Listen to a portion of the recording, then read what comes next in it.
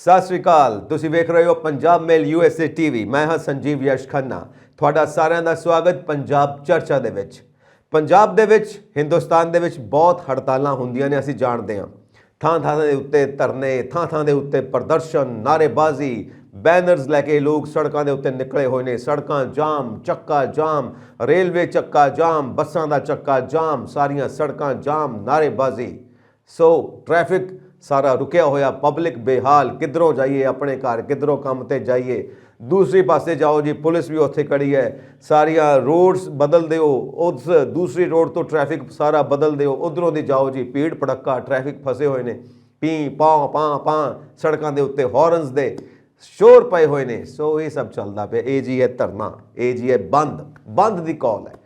ਸੋ ਇੱਕ ਸਾਡਾ ਪੰਜਾਬੀ ਭਰਾ ਗਿਆ ਆਪਣੇ ਦੋਸਤ ਕੋਲ ਜਾਪਾਨ, ਤੇ ਉੱਥੇ ਜਾ ਕੇ ਜਦੋਂ ਠਹਿਰਿਆ ਤੇ ਉਹਨੂੰ ਪਤਾ ਲੱਗਾ, ਦੋਸਤ ਨੇ ਦੱਸਿਆ ਕਿ ਨਾਲ ਦੀ ਇੱਕ ਫੈਕਟਰੀ ਆ, ਉੱਥੇ ਵੀ ਹੜਤਾਲ ਚੱਲਦੀ ਪਈ ਆ, ਸਟ੍ਰਾਈਕ। ਕਹਿੰਦਾ ਜਿਵੇਂ ਸਾਡੇ ਭਾਰਤ 'ਚ ਹੁੰਦੀ ਆ। ਕਹਿੰਦੇ ਬਿਲਕੁਲ। ਕਹਿੰਦੇ ਅੱਛਾ, ਫਿਰ ਅਸੀਂ ਦੇਖਣਾ ਚਾਹੁੰਦੇ ਹਾਂ ਜਾਪਾਨ ਦੇ ਵਿੱਚ ਸਟ੍ਰਾਈਕ ਕਿੱਦਾਂ ਦੀ ਹੁੰਦੀ ਹੈ।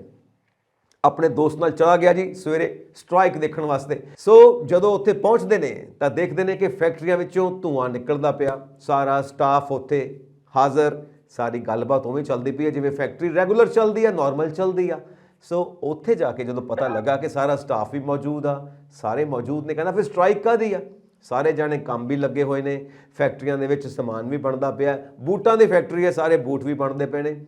ਕਹਿੰਦਾ ਬਸ ਇਹ ਸਟ੍ਰਾਈਕ ਆ। ਕਹਿੰਦੇ ਹਾਂਜੀ। ਕਹਿੰਦੇ ਫਿਰ ਸਟ੍ਰਾਈਕ ਕਾਹਦੀ, ਸਭ ਕੁਝ ਤੇ ਉਵੇਂ ਹੁੰਦਾ ਪਿਆ ਜਿਵੇਂ ਨਾਰਮਲ ਦਿਨਾਂ ਦੇ ਵਿੱਚ ਹੁੰਦਾ। ਕਹਿੰਦਾ ਸਾਰਿਆਂ ਨੇ ਕਾਲੇ ਬਿੱਲੇ ਬੰਨੇ ਹੋਏ ਨੇ। ਕਹਿੰਦਾ ਫਿਰ ਕਾਲੇ ਬਿੱਲੇ ਬੰਨਣ ਨਾਲ ਸਟ੍ਰਾਈਕ ਹੋ ਗਈ। ਕਹਿੰਦੇ ਅੱਗੇ ਵੀ ਜਾਣੋ।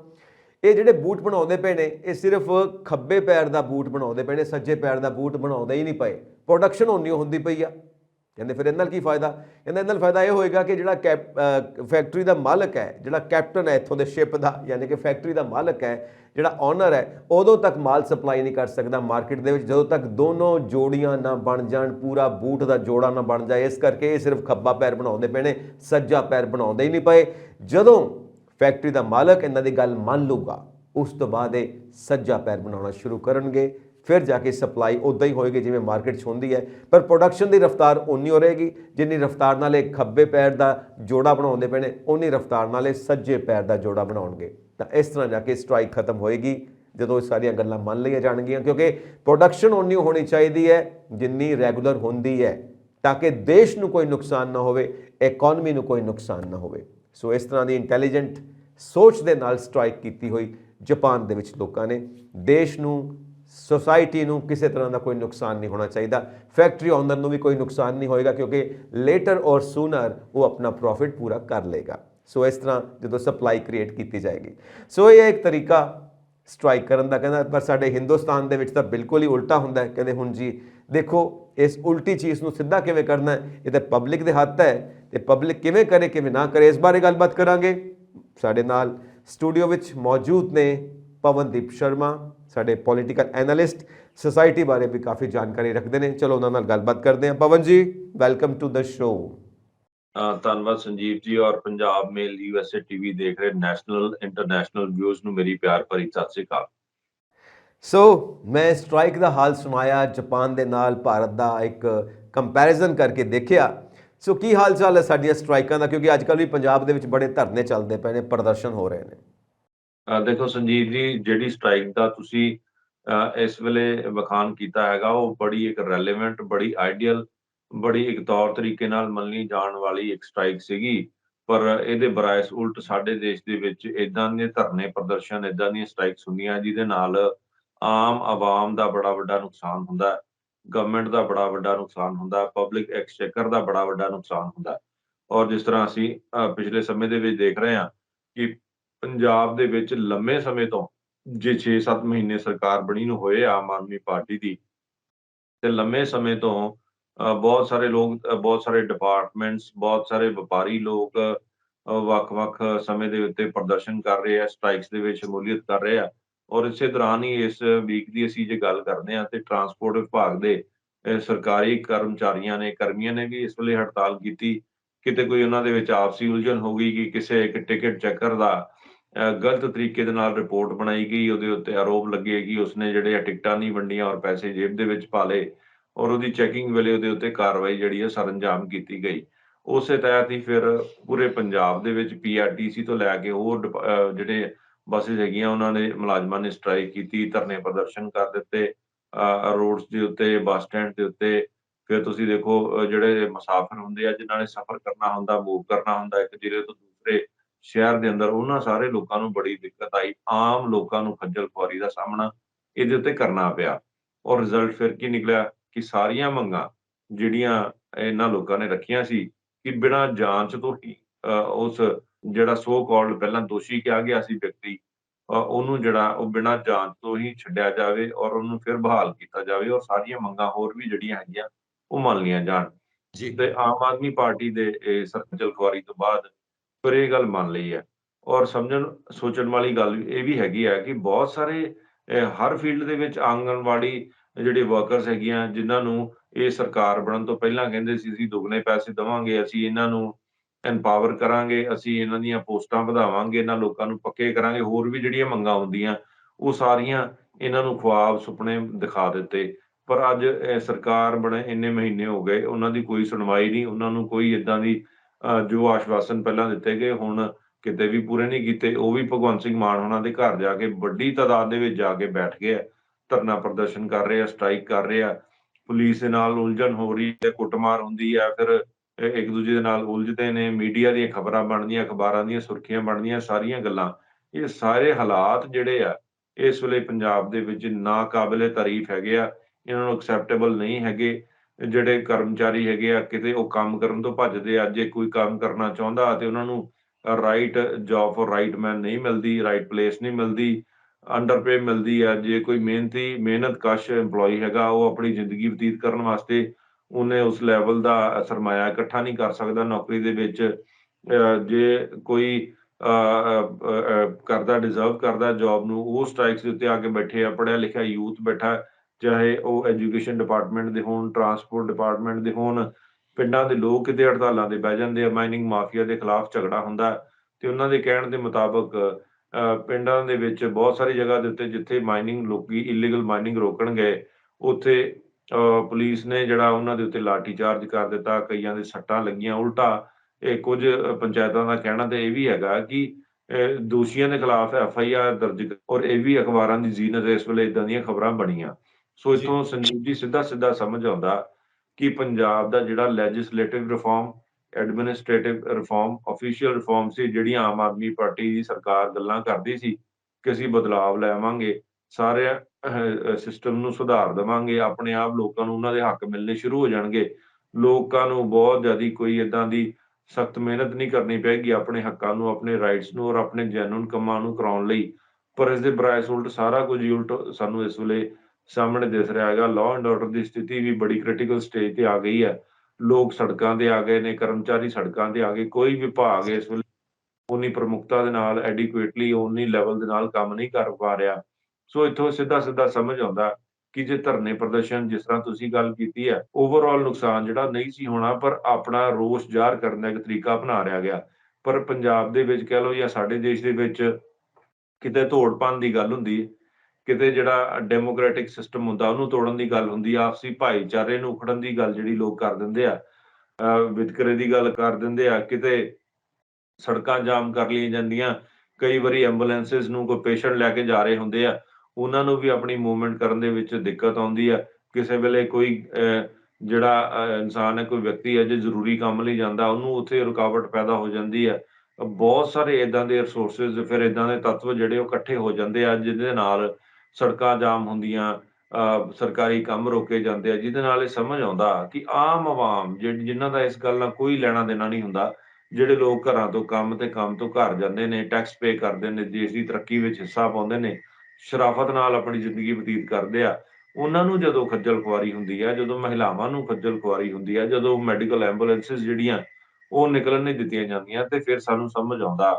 ਤੁਸੀਂ ਸੰਜੀਵ ਜੀ ਪਿਛਲੇ ਦਿਨ ਵੀ ਇੱਕ ਬੜੀ ਵਾਇਰਲ ਵੀਡੀਓ ਦੇਖੀ ਹੋਏਗੀ ਕਿ ਕੁਝ ਕੁ ਕਿਸਾਨਾਂ ਵੱਲੋਂ ਧਰਨਾ ਦਿੱਤਾ ਗਿਆ ਸੀ ਤੇ ਇੱਕ ਬਜ਼ੁਰਗ ਮਹਿਲਾ ਨੇ ਬੱਸ ਤੋਂ ਉਤਰ ਕੇ ਬਹੁਤ ਉਹਨਾਂ ਨੂੰ ਮੰਦਾ ਚੰਗਾ ਵੀ ਬੋਲਿਆ। ਜੇ ਮੈਂ ਟੈਕਨੀਕਲ ਪੁਆਇੰਟਸ ਗੱਲ ਕਰਾਂ ਤੇ ਉਹਨਾਂ ਨੇ ਇੱਕ ਅੱਛੇ ਪੁਆਇੰਟ ਰੇਜ਼ ਕੀਤੇ।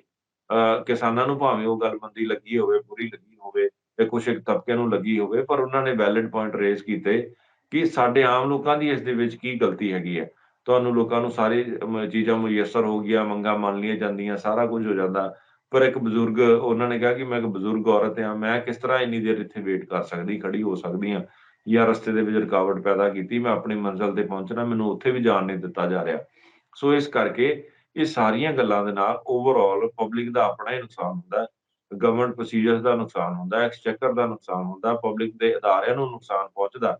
ਹੁਣ ਜੇ ਟਰਾਂਸਪੋਰਟ ਅਧਿਕਾਰੀਆਂ ਨੇ ਜਾਂ ਕਰਮਚਾਰੀਆਂ ਨੇ ਜੇ ਸਟ੍ਰਾਈਕ ਕੀਤੀ ਹੈ ਤੇ ਸਿੱਧੀ-ਸਿੱਧੀ ਗੱਲ ਹੈ ਕਿ ਨਿੱਜੀ ਬੱਸਾਂ ਵਾਲਿਆਂ ਦੀ ਚਾਂਦੀ ਹੋ ਗਈ। ਉਨੀ ਹੀ ਕਮਾਈ ਜਿਹੜੀ ਸਰਕਾਰ ਦੇ ਅਮਲੇ ਨੂੰ ਹੋਣੀ ਸੀ, ਉਹਨਾਂ ਦੇ ਵਿਭਾਗ ਨੂੰ ਹੋਣੀ ਸੀ, ਉਹ ਫਿਰ ਨਿੱਜੀ ਮਹਿਕਮਾ ਜਿਹੜਾ ਪਰਸਨਲਾਈਜ਼ਡ ਬੱਸਿਸ ਹੁੰਦੀਆਂ, ਪ੍ਰਾਈਵੇਟ ਬੱਸਿਸ ਹੁੰਦੀਆਂ, ਉਹ ਸਾਰੀ ਆਮਦਨੀ ਜਿਹੜੀ ਉਹਨਾਂ ਨੂੰ ਗਈ। ਇਹਦੇ ਨਾਲ ਪਬਲਿਕ ਦਾ ਲਾਸ ਹੋਇਆ, ਗਵਰਨਮੈਂਟ ਦਾ ਲਾਸ ਹੋਇਆ। ਸੋ ਇਸ ਕਰਕੇ ਸਾਡੇ ਦੇਸ਼ ਔਰ ਸਾਡੀ ਸਟੇਟ ਦੇ ਵਿੱਚ ਜਿਹੜੇ ਆਏ ਦਿਨ ਹੀ ਧਰਨੇ ਪ੍ਰਦਰਸ਼ਨ ਹੋ ਰਹੇ ਆ, ਉਹਨਾਂ ਨੂੰ ਸਕਰੂਟਨਾਈਜ਼ ਕਰਕੇ ਇੱਕ ਉਹਦਾ ਮੈਕੈਨਿਜ਼ਮ ਕ੍ਰੀਏਟ ਕਰਨਾ ਚਾਹੀਦਾ। ਕੁਝ ਏਦਾਂ ਦਾ ਮਾਪਦੰਡ ਤੈਅ ਕਰ ਲੈਣਾ ਚਾਹੀਦਾ, ਮਿਡਲ ਵੇ ਤੈਅ ਕਰ ਲੈਣਾ ਚਾਹੀਦਾ, ਜਿਹਦੇ ਨਾਲ ਉਹਨਾਂ ਦਾ ਰੋਸ ਵੀ ਜ਼ਾਹਰ ਹੋ ਜੇ, ਪ੍ਰਦਰਸ਼ਨ ਵੀ ਹੋ ਜੇ, ਸਟ੍ਰਾਈਕ ਵੀ ਹੋ ਜੇ, ਪਰ ਆਮ ਆਵਾਮ, ਪਬਲਿਕ ਐਕਸਚੇਕਰ ਤੇ ਜਿਹੜੇ ਆਮ ਮਜ਼ਲੂਮ ਲੋਕ ਆ, ਉਹਨਾਂ ਨੂੰ ਕਿਸੇ ਤਰ੍ਹਾਂ ਦੀ ਕੋਈ ਰੁਕਾਵਟ ਔਰ ਨੁਕਸਾਨ ਨਾ ਪਹੁੰਚੇ। ਐਗਜ਼ੈਕਟਲੀ ਪਵਨ ਜੀ, ਦੇਖੋ ਜਦੋਂ ਦੇਸ਼ ਆਜ਼ਾਦ ਨਹੀਂ ਸੀ ਉਦੋਂ ਧਰਨੇ ਪ੍ਰਦਰਸ਼ਨ ਹੁੰਦੇ ਸੀ, ਨਾਨ ਕੋਆਪਰੇਸ਼ਨ ਮੂਵਮੈਂਟ, ਅਸਹਿਯੋਗ ਅੰਦੋਲਨ, ਠੀਕ ਹੈ ਨਾ, ਅਸੀਂ ਤੁਹਾਨੂੰ ਕੋਆਪਰੇਟ ਨਹੀਂ ਕਰਾਂਗੇ। ਸੋ ਇਸ ਤਰ੍ਹਾਂ ਦੀਆਂ ਕਈ ਉਸ ਵਕਤ ਘਟਨਾਵਾਂ ਹੋਈਆਂ, ਕਈ ਤਰ੍ਹਾਂ ਦੀਆਂ ਮੁਹਿੰਮ ਚੱਲੀਆਂ ਜਿਹੜੀਆਂ ਸਾਡੇ ਆਜ਼ਾਦੀ ਘੁਲਾਟੀਆਂ ਨੇ ਚਲਾਈਆਂ ਨੇ ਕਿ ਅਸੀਂ ਪੂਰਾ ਦਿਨ ਇਬਾਦਤ ਕਰਾਂਗੇ, ਪੂਰਾ ਦਿਨ ਅਸੀਂ ਕੋਈ ਕੰਮ ਨਹੀਂ ਕਰਾਂਗੇ, ਗਵਰਨਮੈਂਟ ਦੀ ਕੋਈ ਮਸ਼ੀਨਰੀ ਕੰਮ ਨਹੀਂ ਕਰੇਗੀ, ਅਸੀਂ ਟੋਟਲ ਹੜਤਾਲ ਜਿਹਨੂੰ ਕਹਿ ਸਕਦੇ ਹਾਂ, ਸਟ੍ਰਾਈਕ ਕਹਿ ਸਕਦੇ ਹਾਂ, ਨਾਨ ਕੋਆਪਰੇਸ਼ਨ ਜੋ ਬ੍ਰਿਟਿਸ਼ ਗਵਰਨਮੈਂਟ ਨਾਲ ਅਸੀਂ ਕਰਦੇ ਸੀ ਭਾਰਤੀ ਉਦੋਂ, ਜਦੋਂ ਦੇਸ਼ ਦੀ ਆਜ਼ਾਦੀ ਦੀ ਲੜਾਈ ਦੇ ਵਿੱਚ ਅਸੀਂ ਸਾਰੇ ਜਾਣੇ ਮਿਲ ਜੁਲ ਕੇ ਹਿੱਸਾ ਪਾ ਰਹੇ ਹਾਂ। ਸੋ ਉਦੋਂ ਅਸੀਂ ਬ੍ਰਿਟਿਸ਼ ਗਵਰਨਮੈਂਟ ਤੋਂ ਆਪਣੇ ਭਾਰਤ ਨੂੰ ਆਜ਼ਾਦ ਕਰਵਾਉਣਾ ਸੀ, ਉਦੋਂ ਗੱਲ ਠੀਕ ਸੀ। ਅੱਜ ਕਿਉਂਕਿ ਉਦੋਂ ਇਹ ਗੱਲ ਸੀਗਾ ਕਿ ਈਸਟ ਇੰਡੀਆ ਕੰਪਨੀ ਜਿਹੜਾ ਮਾਲ ਲੈ ਕੇ ਆਉਂਦੀ ਆ ਉਹ ਭਾਰਤ ਵਿੱਚ ਵੇਚਦੀ ਆ, ਭਾਰਤ ਦੇ ਸਾਰੇ ਕਾਰੀਗਰ ਜਿਹੜੇ ਨੇ ਉਹ ਵਿਹਲੇ ਹੁੰਦੇ ਜਾ ਰਹੇ ਨੇ, ਇਕਨੋਮੀ ਨੂੰ ਸੈਟਬੈਕ ਲੱਗ ਰਿਹਾ। ਪਰ ਅੱਜ ਹਕੂਮਤ ਆਪਣੀ ਹੈ, ਪਰ ਜਿਹੜੀਆਂ ਰਿਵਾਇਤਾਂ ਉਦੋਂ ਦੀਆਂ ਚੱਲਦੀਆਂ ਪਈਆਂ ਸੀ ਉਹ ਹੁਣ ਵੀ ਉਹੀ ਚੱਲਦੀਆਂ ਪਈਆਂ। ਅਸੀਂ ਕਿਉਂ ਨਹੀਂ ਸਮਝਦੇ ਕਿ ਹੁਣ ਹਕੂਮਤ ਆਪਣੀ ਹੈ, ਇਹ ਬ੍ਰਿਟਿਸ਼ ਗਵਰਨਮੈਂਟ ਨਹੀਂ ਹੈ, ਇਹ ਆਪਣੀ ਹਕੂਮਤ ਹੈ। ਆਪਣੇ ਦੇਸ਼ ਨੂੰ, ਆਪਣੀ ਹਕੂਮਤ ਨੂੰ ਨੁਕਸਾਨ ਹੋ ਰਿਹਾ। ਫਿਰ ਗੱਲ ਕਰਨਗੇ ਜੀ ਇਹ ਘਪਲੇ ਹੁੰਦੇ ਨੇ ਜੀ, ਇਹ ਮਿਨਿਸਟਰ ਖਾ ਗਏ ਜੀ ਅਸੀਂ ਇੱਦਾਂ ਹੜਤਾਲ ਕਰ ਲਾਂਗੇ ਫਿਰ ਕੀ ਹੋ ਜਾਏਗਾ। ਉਹ ਬਈ ਉਹ ਮਿਨਿਸਟਰ ਖਾ ਗਏ, ਘਪਲੇ ਹੁੰਦੇ ਨੇ, ਉਹ ਬਾਅਦ ਦੀ ਗੱਲ ਹੈ। ਪਹਿਲਾਂ ਤੁਸੀਂ ਤੇ ਆਪਣਾ ਫਰਜ਼ ਪਛਾਣੋ ਕਿ ਇੰਨੇ ਸਾਰੇ ਭਾਰਤ ਦੇ ਲੋਕ, ਇੰਨੇ ਸਾਰੇ ਪੰਜਾਬ ਦੇ ਲੋਕ ਮਿਲ ਕੇ ਜੇ ਹੜਤਾਲ ਕਰਨ ਲੱਗ ਪੈਣ ਤਾਂ ਫਿਰ ਦੇਸ਼ ਕਿਵੇਂ ਚੱਲੂ, ਮਸ਼ੀਨਰੀ ਕਿਵੇਂ ਚੱਲੂ। ਅਸੀਂ ਇਹ ਗੱਲ ਕਿਉਂ ਨਹੀਂ ਸਮਝ ਪਾ ਰਹੇ ਕਿ ਦੇਸ਼ ਆਜ਼ਾਦ ਹੋ ਚੁੱਕਾ ਹੈ, ਅਸੀਂ ਬ੍ਰਿਟਿਸ਼ ਗਵਰਨਮੈਂਟ ਦੇ ਅੰਡਰ ਨਹੀਂ ਹਾਂ, ਅਸੀਂ ਆਪਣੇ ਦੇਸ਼ ਨੂੰ ਖੁਦ ਕਮਜ਼ੋਰ ਕਰ ਰਹੇ ਹਾਂ। ਸਾਡੀ ਆਪਣੀ ਸਰਕਾਰ ਹੈ ਜਿਹਨੂੰ ਅਸੀਂ ਆਪ ਚੁਣਿਆ। ਅਸੀਂ ਕਿਉਂ ਨਹੀਂ ਇਹ ਗੱਲ ਸਮਝਦੇ, ਕਿਉਂ ਨਹੀਂ ਐਜੂਕੇਟ ਹੁੰਦੇ ਅਸੀਂ। ਦੇਖੋ ਇਹ ਤੁਸੀਂ ਬੜੀ ਇੰਪੋਰਟੈਂਟ ਗੱਲ ਕੀਤੀ ਆ। ਇੱਕ ਕਲਚਰ ਜਿਹੜਾ ਸਾਡੇ ਸਮਾਜ ਦੇ ਵਿੱਚ ਵੱਡਾ ਪੈਦਾ ਹੋ ਗਿਆ, ਜੇ ਕੋਈ ਦੋਸ਼ੀ ਹੁੰਦਾ ਉਹ ਵੀ ਧਰਨੇ ਤੇ ਆ ਕੇ ਬੈਠ ਜਾਂਦਾ, ਤੇ ਜੇ ਕਿਸੇ ਨਾਲ ਕੋਈ ਵਧੀਕੀ ਹੋਈ ਹੁੰਦੀ ਆ ਉਹਦਾ ਬੈਠਣਾ ਪਤਾ ਨਹੀਂ ਸੰਭਵ ਹੋ ਪਾਉਂਦਾ ਕਿ ਨਹੀਂ ਹੋ ਪਾਉਂਦਾ।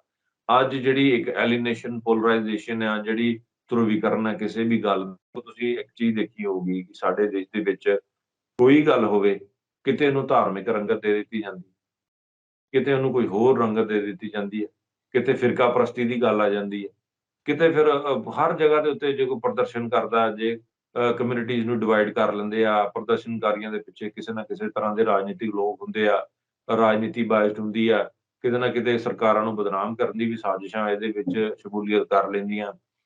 ਜਦੋਂ ਜ਼ਿਆਦਾ ਪ੍ਰਦਰਸ਼ਨ ਹੋਣਗੇ, ਏਦਾਂ ਦੇ ਫੈਕਟਰਸ ਡਿਵੈਲਪ ਹੋਣਗੇ, ਉਨੀਆਂ ਜ਼ਿਆਦਾ ਖਬਰਾਂ ਬਣਨਗੀਆਂ, ਉਹਨਾਂ ਨੂੰ ਟਾਰਗੇਟ ਕਰਨ ਦਾ ਮੌਕਾ ਮਿਲੇਗਾ, ਤਨਕੀਦ ਕਰਨ ਦਾ ਮੌਕਾ ਮਿਲੇਗਾ।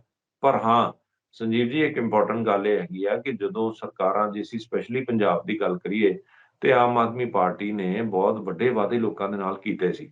ਉਹਨਾਂ ਨੇ ਕਿਹਾ ਸੀ ਅਸੀਂ ਲੈਜਿਸਲੇਟਿਵ ਰਿਫਾਰਮ ਕਰਾਂਗੇ, ਵੀਵੀਆਈਪੀ ਕਲਚਰ ਦੀ ਸਮਾਪਤੀ ਕਰਾਂਗੇ, ਅਸੀਂ ਗਰੀਬ ਨੂੰ ਹੱਕ ਦਿਵਾਵਾਂਗੇ, ਕਿਸੇ ਨੂੰ ਆਪਣੀ ਮੰਗਾਂ ਲਈ ਘਰੋਂ ਬਾਹਰ ਨਹੀਂ ਆਉਣਾ ਪਊਗਾ, ਘਰ ਬੈਠਿਆਂ ਉਹਨਾਂ ਦੇ ਬਣਦੇ ਰਾਈਟਸ ਉਹਨਾਂ ਨੂੰ ਮਿਲਣਗੇ। ਪਰ ਜੇ ਏਦਾਂ ਦੀ ਗੱਲ ਕੋਈ ਸੰਭਵ ਹੋਈ ਹੁੰਦੀ, ਤੇ ਤੁਸੀਂ ਸਮਝ ਸਕਦੇ ਹੋ ਕਿ ਇੰਨੇ ਲੋਕ ਫਿਰ ਸੜਕਾਂ ਤੇ ਨਾ ਆਉਂਦੇ। ਫਿਰ ਉਸ ਤੋਂ ਵੀ ਵੱਡੀ ਗੱਲ ਜਿਹੜੀ ਹੈਗੀ ਆ, ਲੋਕਾਂ ਨੂੰ ਆਪਣੇ ਜਿੱਥੇ ਰਾਈਟਸ ਦੀ ਮੰਗ ਉਹ ਕਰਦੇ ਆ, ਉੱਥੇ ਉਹਨਾਂ ਨੂੰ ਆਪਣੇ ਡਿਊਟੀਜ਼ ਦਾ ਵੀ ਧਿਆਨ ਰੱਖਣਾ ਚਾਹੀਦਾ। ਜਿੱਥੇ ਸਾਡੇ ਕੌਂਸਟੀਟਿਊਸ਼ਨ ਦੇ ਵਿੱਚ ਫੰਡਾਮੈਂਟਲ ਰਾਈਟਸ ਹੈਗੇ ਆ, ਉੱਥੇ ਫੰਡਾਮੈਂਟਲ ਡਿਊਟੀਜ਼ ਵੀ ਸਾਡੀਆਂ ਬਣਦੀਆਂ ਨੇ, ਜਿਹਦੇ ਵਿੱਚ ਅਸੀਂ ਪਬਲਿਕ ਪ੍ਰੋਪਰਟੀ ਦਾ ਨੁਕਸਾਨ ਨਹੀਂ ਕਰਨਾ, ਨੈਚੁਰਲ ਆਵਾਜਾਈ ਨੂੰ ਨਹੀਂ ਰੋਕਣਾ। ਅੱਜ ਦੇਖੋ ਕੋਈ ਵੀ ਗੱਲ ਹੁੰਦੀ ਆ, ਪਿਛਲੇ ਸਮੇਂ ਦੇ ਲਾਅ ਐਂਡ ਆਰਡਰ ਇਸ਼ੂਜ਼ ਹੋਏ, ਬਹੁਤ ਸਾਰੇ ਸੈਕਸ ਦੇ ਲੋਕਾਂ ਨੂੰ ਮਾਰਿਆ ਵੀ ਗਿਆ। ਕਹਿ ਸਕਦੇ ਹਾਂ ਕਿ ਹੁਣ ਵੀ ਅੰਮ੍ਰਿਤਸਰ ਦੇ ਵਿੱਚ ਇੱਕ ਵੱਡੀ ਵਾਰਦਾਤ ਹੋਈ ਕਿਸੇ ਇੱਕ ਤਬਕੇ ਦੇ ਲੀਡਰ ਨੂੰ, ਸੋ ਕਾਲਡ ਲੀਡਰ ਮੈਂ ਕਹਿ ਸਕਦਾ ਵੈਸੇ। ਮੈਂ ਉਸ ਵਿਅਕਤੀ ਨੂੰ ਲੀਡਰ ਨਹੀਂ ਮੰਨਦਾ ਜਿਹੜਾ ਸਮਾਜ ਦੇ ਵਿੱਚ ਲੋਕਾਂ ਲਈ ਜ਼ਹਿਰ ਘੋਲਦਾ, ਲੋਕਾਂ ਦੇ ਵਿੱਚ ਫਿਰਕਾਪ੍ਰਸਤੀ ਦੇ ਜ਼ਹਿਰ ਘੋਲਦਾ, ਲੋਕਾਂ ਨੂੰ ਵੰਡਦਾ, ਉਹਨੂੰ ਮੈਂ ਲੀਡਰ ਤਾਂ ਨਹੀਂ ਮੰਨਦਾ। ਪਰ ਫਿਰ ਵੀ ਜੇ ਕੋਈ ਆਪਣੇ ਆਪ ਨੂੰ ਖੁਦ ਲੀਡਰ ਕਹਿੰਦਾ ਤੇ ਜੇ ਉਹਦੇ ਉੱਤੇ ਕੋਈ ਏਦਾਂ ਦਾ ਹਾਦਸਾ ਪੇਸ਼ ਆਉਂਦਾ ਤੇ ਫਿਰ ਲੋਕ ਦੇਖੋ ਹਰ ਵੇਲੇ ਧਰਮ, ਧਰਮ, ਧਰਮ ਸ਼ੁਰੂ ਕਰ ਦਿੰਦੇ ਨੇ ਜੀ।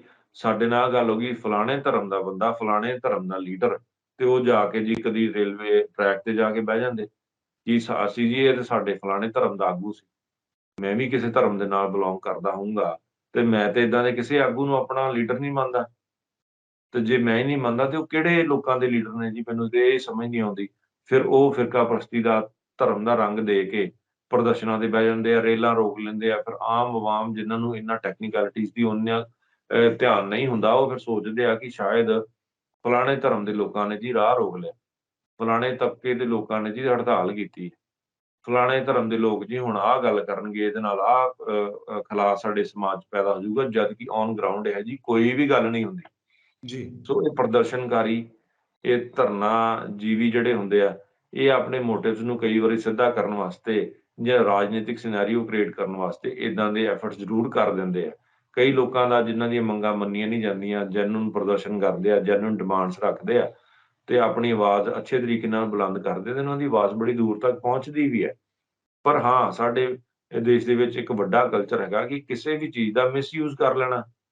ਕਿ ਜੇ ਆਪਣੀ ਡਿਮਾਂਡ ਕੋਈ ਮੰਗ ਰੱਖਣੀ ਆ, ਜਿੱਥੇ ਮਰਜ਼ੀ ਸੜਕ ਰੋਕ ਕੇ ਬੈਠ ਜਾਣਾ, ਜਿੱਥੇ ਜੀ। ਮਰਜ਼ੀ ਆਵਾਜਾਈ ਨੂੰ ਰੋਕ ਦੇਣਾ, ਪ੍ਰਭਾਵਿਤ ਕਰ ਦੇਣਾ। ਚਾਹੇ ਬੱਚੇ ਜਾ ਰਹੇ ਆ, ਸਕੂਲ ਦੀ ਵੈਨ ਜਾ ਰਹੀ ਹੈ, ਕੋਈ ਵੀ ਚੀਜ਼ ਜਾ ਰਹੀ ਹੈ, ਸੜਕਾਂ ਨੂੰ ਜਾਮ ਕਰ ਦੇਣਾ, ਲੰਬੇ ਟ੍ਰੈਫਿਕਸ ਦੇ ਵਿੱਚ ਲੋਕਾਂ ਨੂੰ ਫਸਾ ਦੇਣਾ। ਜਿੰਨੇ ਕੁ ਜ਼ਰੂਰੀ ਆਪਣੇ ਘਰ ਪਹੁੰਚਣਾ ਹੋਵੇ, ਕਿਤੇ ਆਪਣੇ ਬਜ਼ੁਰਗ ਮਾਂ-ਬਾਪ ਦੀ ਜਾਂ ਕਿਸੇ ਬਜ਼ੁਰਗ ਆਪਣੇ ਪਰਿਵਾਰ ਦੇ ਜੀਅ ਦੀ ਖਿਦਮਤ ਲਈ ਉਹਨੇ ਪਹੁੰਚ ਹੀ ਨਹੀਂ ਸਕਣਾ। ਸੋ ਇਹ ਗੱਲਾਂ ਜਿਹੜੀਆਂ ਧਰਨੇ ਪ੍ਰਦਰਸ਼ਨਾਂ ਦੀਆਂ, ਇਹ ਗਲਤ ਹੈਗੀਆਂ। ਉਸ ਤੋਂ ਬਾਅਦ ਫਿਰ ਸਾਰਾ ਸਿਸਟਮ, ਅਮਲਾ, ਪ੍ਰਸ਼ਾਸਨ ਜਿਹੜਾ ਉਹਨਾਂ ਨੂੰ ਮੈਨੇਜ ਕਰਨ ਤੇ ਲੱਗ ਜਾਂਦਾ। ਉਹਨਾਂ ਦੇ ਵਿੱਚ ਸਿਕਿਉਰਿਟੀ ਇਸ਼ੂਜ਼ ਵੀ ਆ ਜਾਂਦੇ ਆ ਪੰਜਾਬ ਦੇ ਵਿੱਚ, ਤੇ ਲਾਅ ਐਂਡ ਆਰਡਰ ਅੱਜ-ਕੱਲ੍ਹ ਵੈਸੇ ਇਹਦੇ ਹਾਲਾਤ ਬੜੇ ਮਾੜੇ ਹੋਏ ਆ ਕਿ ਕਿਤੇ ਕੋਈ ਧਰਨਾ ਜਾਂ ਪ੍ਰਦਰਸ਼ਨ ਹੁੰਦਾ ਤੇ ਪੁਲਿਸ ਜਾਂ ਏਜੰਸੀਜ਼ ਉਸੇ ਵੇਲੇ ਮੂਵਮੈਂਟ ਰੱਖਦੀਆਂ ਕਿ ਕਿਤੇ ਇਹਨਾਂ ਦੇ ਧਰਨਾ ਪ੍ਰਦਰਸ਼ਨ ਦੀ ਆੜ ਦੇ ਵਿੱਚ ਕੋਈ ਹੋਰ ਏਦਾਂ ਦਾ ਕਾਰਾ ਨਾ ਕਰ ਜੇ ਜਿਹਦੇ ਨਾਲ ਪੰਜਾਬ ਦੇ ਵਿੱਚ ਹਾਲਾਤ ਖਰਾਬ ਹੋ ਜਾਣ। ਸੋ ਇਸ ਕਰਕੇ ਆਲ ਇਨ ਆਲ ਸਾਡੇ ਲੋਕਾਂ ਨੂੰ ਵੀ ਧਰਨਾ ਪ੍ਰਦਰਸ਼ਨ ਕਰਨ ਤੋਂ ਪਹਿਲਾਂ ਕੁਝ ਬੁਨਿਆਦੀ ਗੱਲਾਂ ਦਾ ਧਿਆਨ ਜ਼ਰੂਰ ਰੱਖਣਾ ਚਾਹੀਦਾ, ਜਿਹਦੇ ਵਿੱਚ ਸਾਨੂੰ ਦੇਖਣਾ ਚਾਹੀਦਾ ਕਿ ਸਾਡੇ ਧਰਨਾ ਪ੍ਰਦਰਸ਼ਨ ਦੇ ਨਾਲ ਆਮ ਪਬਲਿਕ ਦਾ ਕਿਸੇ ਤਰ੍ਹਾਂ ਦਾ ਕੋਈ ਨੁਕਸਾਨ ਤਾਂ ਨਹੀਂ ਹੋ ਰਿਹਾ, ਕਿਸੇ ਜਾਤੀ, ਕਿਸੇ ਵਿਅਕਤੀ ਦਾ ਨੁਕਸਾਨ ਤਾਂ ਨਹੀਂ ਹੋ ਰਿਹਾ, ਕਿਤੇ ਅਸੀਂ ਕਿਸੇ ਵਿਦਿਅਕ ਅਦਾਰੇ ਦਾ ਨੁਕਸਾਨ ਤਾਂ ਨਹੀਂ ਕਰ ਰਹੇ, ਕਿਸੇ ਦੀ ਪੜ੍ਹਾਈ ਦਾ, ਕਿਸੇ ਦੇ ਕਾਰੋਬਾਰ ਦਾ, ਕਿਸੇ ਦੀ ਰੋਜ਼ੀ-ਰੋਟੀ ਦਾ, ਕਿਸੇ ਦੀ ਆਰਥਿਕ ਹਾਲਾਤਾਂ ਦਾ ਅਸੀਂ ਨੁਕਸਾਨ ਤਾਂ ਨਹੀਂ ਕਰ ਰਹੇ। ਤੁਸੀਂ ਧਰਨਾ ਪ੍ਰਦਰਸ਼ਨ ਕਰ ਦਿੰਦੇ ਹੋ, ਬਾਜ਼ਾਰ ਬੰਦ ਕਰਾ ਦਿੰਦੇ ਹੋ, ਪੰਜਾਬ ਬੰਦ ਦੀ ਆਵਾਜ਼ ਦੇ ਦਿੰਦੇ ਹੋ। ਪਿਛਲੇ ਸਮੇਂ ਦੇ ਵਿੱਚ ਕੋਵਿਡ ਰਿਹਾ, ਕੋਰੋਨਾ ਰਿਹਾ, ਲੋਕਾਂ ਦੇ ਕਾਰੋਬਾਰ ਬੰਦ ਰਹੇ। ਤੁਸੀਂ ਦੇਖੋ ਪੰਜਾਬ ਬੰਦ ਹੈ ਜੀ, ਅੱਜ ਫਲਾਣਾ ਬੰਦ ਹੈ ਜੀ, ਅੱਜ ਅੰਮ੍ਰਿਤਸਰ ਬੰਦ ਹੈ ਜੀ। ਜਦੋਂ ਇਹੋ ਜਿਹੀਆਂ ਗੱਲਾਂ ਹੁੰਦੀਆਂ, ਪਿਸਦਾ ਕੌਣ ਹੈ? ਗਰੀਬ ਮਜ਼ਦੂਰ ਪਿਸਦਾ ਹੈਗਾ, ਰੇਹੜੀਆਂ ਵਾਲੇ ਪਿਸਦੇ ਆ, ਸਬਜ਼ੀਆਂ ਵਾਲੇ ਪਿਸਦੇ ਆ, ਫਰੂਟ ਵਾਲੇ ਪਿਸਦੇ ਆ। ਵੱਡੇ-ਵੱਡੇ ਮਾਲਜ਼, ਵੱਡੇ-ਵੱਡੇ ਸਟੋਰਸ, ਵੱਡੇ-ਵੱਡੇ ਹੋਟਲ ਤੇ ਸ਼ਾਮ ਨੂੰ ਫਿਰ ਖੁੱਲੇ ਹੁੰਦੇ। ਉੱਥੇ ਸ਼ਰਾਬਾਂ ਚੱਲਦੀਆਂ, ਉੱਥੇ ਮੀਟ ਚੱਲਦੇ, ਉੱਥੇ ਦਾਰੂ ਚੱਲਦੇ। ਪਰ ਜਿਹੜੇ ਗਰੀਬ ਨੇ ਉਹੀ ਤਾਜ਼ੀ ਵੇਚ ਕੇ ਤੇ ਉਹੀ ਘਰ ਜਾ ਕੇ ਰੋਟੀ ਖਾਣੀ ਆ, ਉਹਦਾ ਕਾਰੋਬਾਰ ਬੰਦ ਕਰ ਦਿੰਦੇ ਆ। ਉਹ ਵਿਚਾਰਾ ਰੋਟੀ ਨੂੰ, ਪੈਸੇ ਨੂੰ ਤਰਲੋ ਮੱਚੀ ਹੋਇਆ ਸਮਾਜ ਦੇ ਵਿੱਚ ਫਿਰ ਗਰੀਬ ਤੋਂ ਗਰੀਬ ਹੋਰ ਬਦਤਰ ਉਹਦੇ ਹਾਲਾਤ ਬਣਦੇ ਜਾਂਦੇ ਆ। ਸੋ ਇਸ ਕਰਕੇ ਇਹ ਧਰਨਾ ਪ੍ਰਦਰਸ਼ਨਕਾਰੀਆਂ ਨੂੰ ਇਹ ਸਭ ਤੋਂ ਪਹਿਲਾਂ ਸਮਝ ਲੈਣਾ ਚਾਹੀਦਾ ਕਿ ਕੋਈ ਵੀ ਜਦੋਂ ਏਦਾਂ ਦਾ ਪ੍ਰਦਰਸ਼ਨ ਉਹ ਕਰਨ, ਉਹ ਇਹ ਗੱਲ ਖਾਸ ਧਿਆਨ ਰੱਖਣ, ਕਿਸੇ ਆਮ ਲੋਕ ਦਾ, ਗਰੀਬ ਵਿਅਕਤੀ ਦਾ, ਕਿਸੇ ਮਜ਼ਲੂਮ ਦਾ, ਕਿਸੇ ਸ਼ਰੀਫ ਦਾ, ਕਿਸੇ ਬਿਮਾਰ ਦਾ, ਕਿਸੇ ਵਿਦਿਆਰਥੀ ਦਾ, ਕਿਸੇ ਡਾਕਟਰ ਦਾ, ਕਿਸੇ ਇੰਪੋਰਟੈਂਟ ਸਪੇਸ ਦਾ ਅਸੀਂ ਕੋਈ ਸਮਾਂ ਜਾਂ ਉਹਨਾਂ ਦੇ ਹਾਲਾਤ ਤਾਂ ਨਹੀਂ ਖਰਾਬ ਕਰ ਰਹੇ।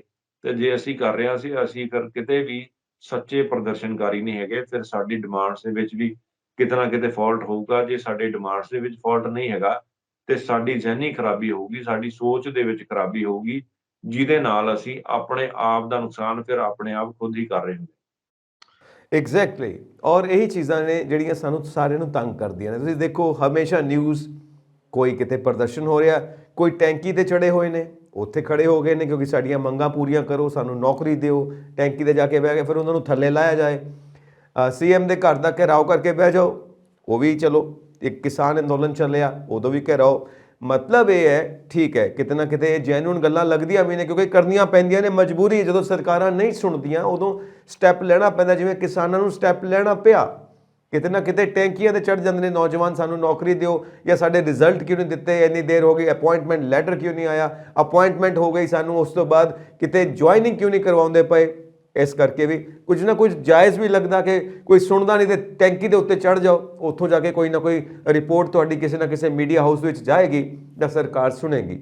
ਸੋ ਇਹ ਸਾਰੀਆਂ ਗੱਲਾਂ ਸਾਹਮਣੇ ਆਉਂਦੀਆਂ ਨੇ।